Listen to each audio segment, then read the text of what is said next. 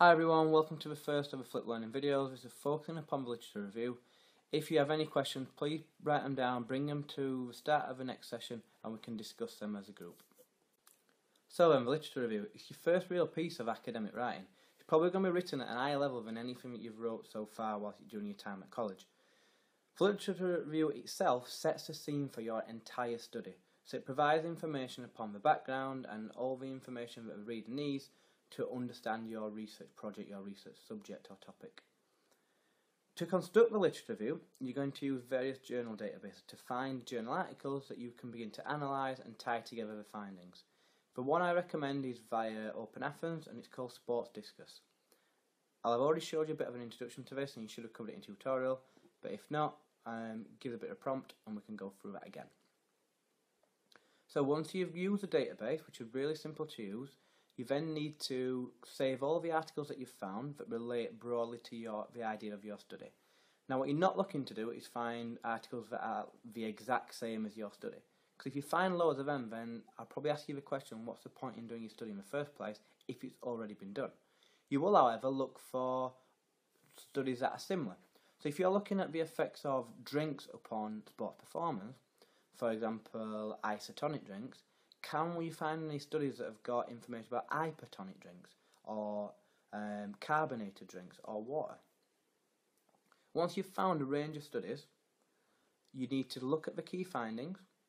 I advise that you perhaps print them off, highlight them as you go through, or highlight them using Adobe, whatever is your preferred method. Write down the key findings and you're looking for similarities and trends. It's all about being able to link these findings together. And once you can link them together, you should be able to develop a bit of structure for writing literature review itself. It's all about identifying what's out there, what knowledge we already have, and what knowledge is already missing, and what we need to actually try and unearth a bit of information about to fill a research gap. Now, I touched upon this on the previous slide, but to build upon what I spoke about in regards to it being a higher writing level, the reason why this is also the case is that I'm wanting to push you. I'm wanting to prepare you for university or for work following college, and I am going to push you a lot. But I think you will all be more than capable of writing a really good literature review, especially if you follow the guidance that I've given you in the research handbook and the informational videos, etc. Now, one mistake to avoid from previous years is writing about each article one by one in your literature review. Now, what you're supposed to do is find the key findings from each and write about them together. So you compare one author, one article to another, to another, to another.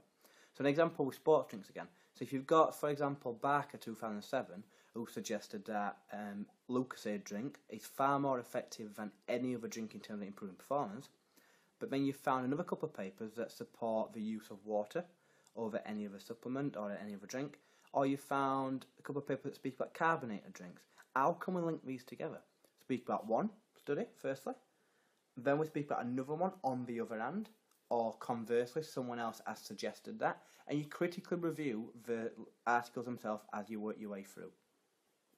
You might also want to review their limitations and any comparison. So if they've failed to do something, or they've kind of reviewed something, they've analysed or researched something quite poorly, speak about this. This is your chance to really critique what is already out there. So briefly then, as I may have spoke about in class, these videos are not here to be a step-by-step guide in telling you how to write an amazing literature review, or a methodology, or a discussion, results section.